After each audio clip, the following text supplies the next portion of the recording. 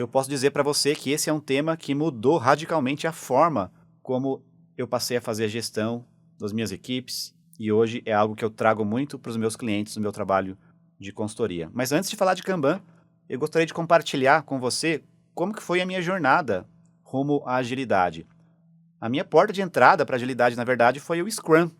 O Scrum é um framework bem conhecido, provavelmente você que está escutando também conhece, né? Você tem ali no Scrum os 3 papéis prescritos, né? O Product Owner, o Scrum Master, os membros do time. E eles trabalham ali em alta colaboração, né? Em sinergia e fazem ali as suas entregas de valor em interações, né? Também chamados de sprints, que podem variar aí de uma semana até 30 dias. E, de fato, quando eu comecei a adotar, né, o Scrum nas equipes, você sente ali, de imediato, um aumento ali na colaboração, né, uma transparência maior, um pouco mais de foco, né, ao invés da gente trabalhar do modo tradicional, onde tem ali meses e meses de planejamento e depois execução, e lá na frente você entrega alguma coisa, você passa a gerar algum valor ali para o cliente com uma frequência maior, né? Então existe ali uma eficiência no Scrum com entregas frequentes, mas o que acontece, né? Mesmo assim, após um tempo utilizando ali o Scrum, eu comecei a perceber algumas coisas interessantes, como muitos times também percebem, né? Ainda tinha uma dificuldade muito grande para ter previsibilidade. Aquela velha perguntinha que todo mundo quer responder, né? Ó, quando que vai ficar pronto? Quando vai terminar o projeto? Né? E essa é uma grande dor, principalmente na nossa indústria, que é a indústria de desenvolvimento de software, a indústria de inovação, de produtos digitais. Cada vez menos estimativas, né, de desenvolvimento de software é algo que funciona hoje em dia para trazer previsibilidade. Outra coisa que acontecia muito é que sempre tinham itens de trabalho ali que os times se comprometiam para fazer numa sprint e eles sempre passavam para a próxima sprint. Olha, não deu tempo de terminar, vamos jogar para a próxima, né? E isso acontecendo uma vez após a outra, e o que gerava ali um desengajamento muito alto dos times. Além disso, uma alta sobrecarga, por mais que tivesse ali os sprints de 2 semanas, né?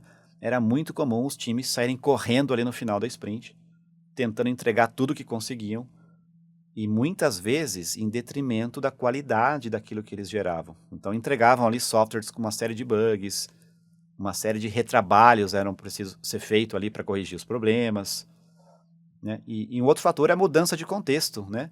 Os times ali dentro da própria sprint ali do Scrum, tendo que chavear entre diferentes atividades, entre diferentes itens de trabalho, muitas mudanças de prioridades dentro da própria semana ali muitas vezes, né? Então isso começou a trazer outros problemas que aí o Scrum começou a não resolver mais. Olha só que interessante, né? Muitas empresas acreditam que a agilidade é igual a Scrum. Isso é uma coisa que uma grande confusão do mercado, né? O Scrum ele é só um framework ágil, talvez o mais popular que existe no mundo hoje, né?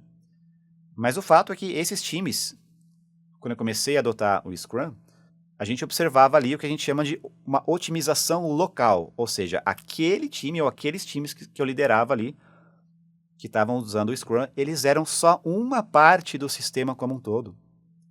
Era uma plataforma ali de comércio eletrônico, onde precisava ter um trabalho que envolvia diversos times para a plataforma de comércio eletrônico funcionar e gerar o valor ali para o cliente. Então não adiantava nada a gente adotar ali um framework ágil como Scrum em 1 ou 2 times, sendo que existia uma dependência com outros times, sendo que existia uma cadeia de valor ali maior.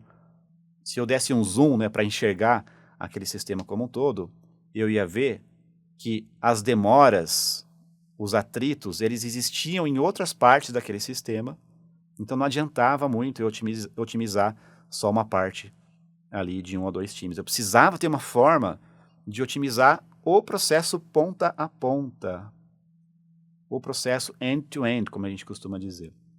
E aí o Scrum começou a não resolver mais esses nossos problemas e eu fui atrás então de algo que pudesse me ajudar a fazer a gestão desse fluxo, que era um fluxo muito maior do que o fluxo só de um time de trabalho ali.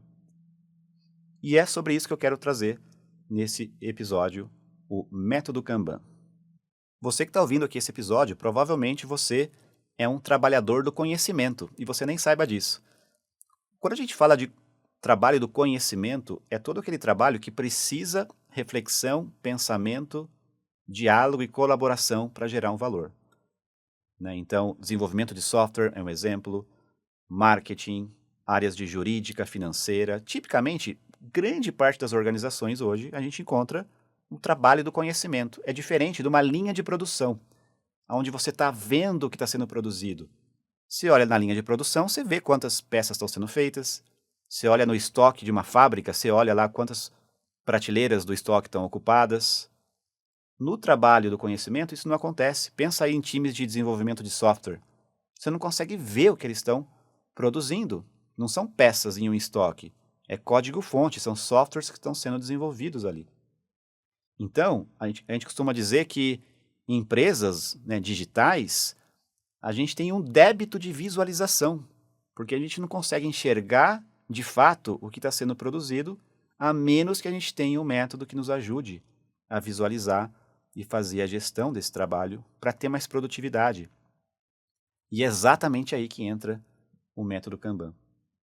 O método Kanban ele vai muito além de um quadro de tarefas. Provavelmente você, se buscar aí por Kanban na internet, vai ver uma série de Kanban boards, né? Os quadros de tarefa, tipicamente ali com 3 colunas, ó, a fazer, fazendo e feito, né? Mas é muito além disso, é muito além de um quadro de tarefas, o método Kanban. Kanban foi criado pelo David Anderson, né, um grande estudioso de gestão. Ele publicou seus primeiros livros sobre o tema em 2007, vou deixar a referência aqui para vocês. E o David Anderson se inspirou muito no modelo Toyota de produção. Esse modelo incrível que revolucionou grande parte da indústria da manufatura no mundo inteiro. E uma definição de Kanban que eu gostaria de trazer para você aqui é a seguinte: Kanban é um método para definir, gerenciar e melhorar serviços que entregam trabalho do conhecimento, ajudando a empresa a aumentar a visibilidade e a colaboração e a reduzir desperdício e a reduzir o time to market, ou seja, o tempo que demora desde a concepção de uma ideia até aquela ideia ser lançada de fato no mercado, chegar de fato nas mãos de um cliente, de um consumidor. Olha só como expande o conceito, né? O Kanban nos ajuda a reduzir o time to market.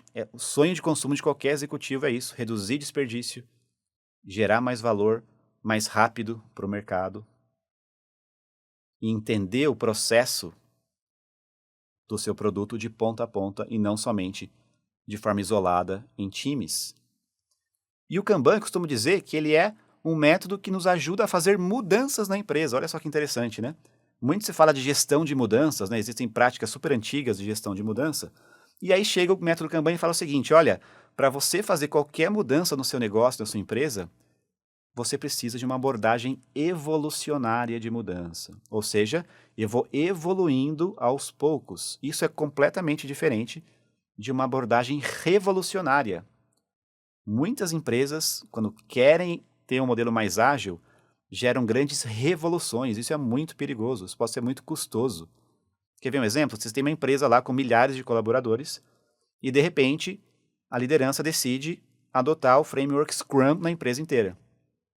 E de uma hora para outra, tem que mudar papéis, você tem que dizer quem vai ser PO, quem vai ser Scrum Master, qual vai ser o tamanho da sprint, cadê o nosso backlog. Ou seja, uma mudança revolucionária na forma de trabalho, que muitas vezes, como consequência, tem resistência das pessoas, despreparo, medo, e aí muitas vezes é um grande desperdício de tempo e dinheiro para todo mundo. Então o Kanban chega e fala o seguinte: olha, o problema não é o Scrum em si, o problema é a forma como eu gero mudanças na minha empresa. E ele propõe experimentos mais curtos. Um dos mantras do Kanban é: comece com o que você tem hoje e evolua a partir daí. Então, em geral, nas implementações de Kanban, muito do que a gente faz é mapear o que tem hoje. Qual é o processo atual? Quem gera as demandas para os times? Da onde parte? Quem prioriza? Uma vez priorizado, por que etapas esse trabalho passa? Quais são os estágios pelos quais um lote de trabalho aí do time ele passa? Seja desenvolver um software, seja desenvolver campanhas de marketing, seja, não importa qual é a natureza do trabalho que o time está fazendo ali. Então é um framework que nos ajuda a priorizar, primeiro, quais mudanças a gente quer fazer, sem querer abraçar o mundo de uma vez, quantas mudanças ao mesmo tempo eu quero fazer, Aliás, um dos grandes desperdícios das empresas é muita mudança ao mesmo tempo. Você chega na empresa e fala assim, ó, o que vocês estão fazendo? Não, a gente está mudando tudo isso aqui, ó, processos, pessoas, tudo ao mesmo tempo. Isso é muito dolorido. E o que a gente quer com o Kanban é que as mudanças, mais do que nada, perdurem. Mudanças que cheguem para resolver os nossos problemas de uma vez por todas. Se a gente observa o sistema Toyota de produção, eles são obcecados por eficiência, pela melhora do fluxo de trabalho, por geração de valor. Se você observa uma fábrica, por exemplo, né, da Toyota, eles são tão obcecados pela eficiência que eles eliminam qualquer etapa do processo que não gere valor diretamente para o cliente. Então, é redução de desperdício, redução de sobrecarga de trabalho e redução da variação, ou seja, a quantidade de demanda que entra por período de tempo. Então, inspirado nesses conceitos da Toyota, o método Kanban, para o mundo nosso aqui de trabalho do conhecimento, ele ajuda muito também. Então, eu gostaria de trazer para você aqui, como é que eu posso, então, ter um mecanismo para eu adotar, de fato, Kanban no meu time, na minha empresa, no meu serviço. O Kanban é muito interessante que ele não tem tanto foco em time, assim como tem o Scrum. Né? O Scrum, tipicamente, você tem um time Scrum com aqueles papéis ali daquela forma. O Kanban ele vai falar o seguinte, olha, eu não estou preocupado com o time, eu estou preocupado com qual é o serviço que eu tenho aqui na empresa, quais os serviços que eu tenho. Se eu dou um zoom aqui no meu negócio, eu posso ter, por exemplo, um serviço de desenvolvimento de uma plataforma de e-commerce, eu posso ter um outro serviço que são campanhas de marketing, desde a concepção até a entrega final, eu posso ter um outro serviço de contas a pagar. Quais são os serviços que eu tenho dentro da minha empresa? E cada serviço desse pode ter mais de um time envolvido ali. Então, a primeira coisa ao adotar Kanban é isso, é identificar qual é o serviço e, principalmente, qual é o cliente daquele serviço. Pensando nesse serviço ponta a ponta, desde o começo até o final, até a entrega final. Quem é o cliente dele? Com essa visão mais sistêmica e não uma visão local de um time ou outro. Qual é o propósito desse serviço? Né? Qual é o propósito desse consumidor que está consumindo esse serviço que eu tenho aqui dentro da minha empresa? Uma vez que eu tenho clareza de quais são os serviços que eu tenho aqui, a próxima etapa, antes de sair fazendo o quadro Kanban, não, a gente tem que conversar primeiro sobre quais problemas a gente tem. O Kanban chama isso de insatisfações. Eu posso ter insatisfações internas, ou seja, dos times, dos líderes, das áreas. Quais são as questões internas que estão pegando aqui para a gente? E quais são as insatisfações externas, ou seja, o que os clientes estão reclamando desse serviço? Se a gente parar para escutar o cliente, será que a gente para escutar, em primeiro lugar, né? E quando a gente para escutar, o que a gente escuta de dores, de reclamações por parte dos clientes? Isso é fundamental, literalmente listar essas coisas, para que, com base nisso, a gente consiga fazer as melhorias de forma evolucionária que o Kanban propõe. A próxima etapa, dentro da implementação do Kanban, é a gente analisar a demanda de trabalho, analisar os pedidos, ou as solicitações, ou as requisições, cada empresa tem um nome para isso. O que é demandado ali para as equipes? São projetos, são funcionalidades, né? Times de desenvolvimento de software, por exemplo, pode ter ali épicos, ou features, ou, enfim, produtos. O que está sendo demandado? Isso que está sendo demandado está alinhado, será, com o propósito daquele serviço? Quantas demandas chegam por semana, por dia, por mês? Entender isso. Porque aí você pode analisar e provavelmente vai identificar diversos tipos de demanda. Tem demanda que pode ser um projeto, outra demanda pode ser uma correção de um problema, uma outra demanda pode ser uma melhoria. E eu conseguir distinguir esses tipos de demandas é fundamental para a gente ter um fluxo eficiente no nosso serviço. A outra coisa é analisar a capacidade desse serviço. Quanto será que eu consigo entregar? A gente tem banda suficiente para entregar esse volume de demanda que chega? A gente mensura as nossas entregas em termos de tempo, ou seja, tem um conceito muito importante que é o conceito do lead time. O lead time é o tempo entre o começo de uma atividade e o final dela. Será que eu registro em algum lugar quando que o time começou a fazer algo e quando que ele entregou de fato. Quantos itens de trabalho estão abertos agora lá com os times? Esse é um dos pontos cruciais de um fluxo de trabalho, eu saber quantificar o volume de trabalho. Tem algum lugar que eu consigo olhar agora lá no seu serviço e eu olho quantas coisas estão em aberto ao mesmo tempo? Quantos projetos estão em aberto ao mesmo tempo? Eu preciso entender isso. Quantos itens foram entregues na semana passada e no mês passado? E olha só, né? Numa fábrica eu consigo enxergar isso. Eu olho para o estoque, eu olho para as linhas de produção, estou vendo. Agora, no mundo digital, eu não consigo. E é aí que o Kanban vai estar entrando para nos ajudar. Um outro conceito chave de Kanban é o entender que nem tudo tem a mesma importância. A gente chama isso no Kanban de classes de serviço, olha só. São políticas sobre como que um item deve ser gerenciado dentro do nosso fluxo. Esse é um dos conceitos mais poderosos de Kanban. Então, cada item que entra para ser executado, seja um projeto, uma demanda, uma atividade, ele tem as suas características com relação à urgência. Tem item que é mais urgente que outro. Então, quando a gente olha no Kanban, ele sugere alguns tipos diferentes de urgências, de níveis de atendimento de serviço. Tem demandas que o seu time, o seu serviço vai ter que atender de forma urgente. É que nem quando a gente vai no hospital, né? Dependendo, você chega no hospital, você é atendido ali numa triagem, o enfermeiro ali mede a sua pressão, né? Mede ali o seu batimento, temperatura, são seus principais indicadores ali. Se algum deles estiver muito fora, você entra direto lá e você é classificado como urgente, né?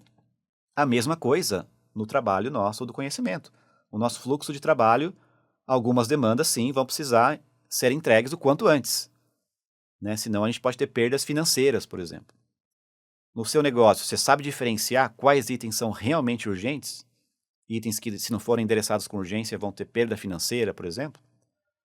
Outros tipos de itens são itens com data fixa. Ó, eu tenho que entregar isso aqui até a data tal, vai ter uma campanha de Black Friday em tal dia, isso tem que ficar pronto até o dia tal. Ok, pode acontecer também. Mas será que são todas? Ou será que são algumas que têm data calendário atrelada a uma campanha, por exemplo, né? E o que a gente observa é que a grande parte das demandas nas empresas não é urgente e nem tem data fixa. E é aí que as coisas começam a se embananar, né? Porque na ansiedade de entregar e garantir que os times vão fazer, muitos líderes colocam tudo como urgente, tudo com data fixa.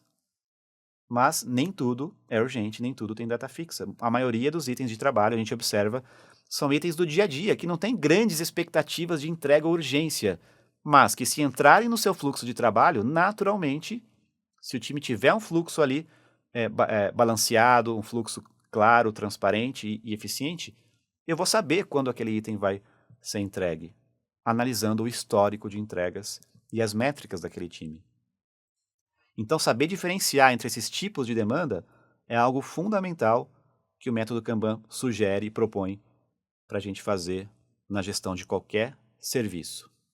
Bom, então uma vez que eu sei quais são as minhas insatisfações, as minhas dores, entendi a minha demanda, entendi a minha capacidade, entendi os diferentes níveis de urgência que eu tenho no meu sistema, agora é o momento então de eu pensar qual é o fluxo, qual é o workflow de trabalho aqui no meu dia a dia.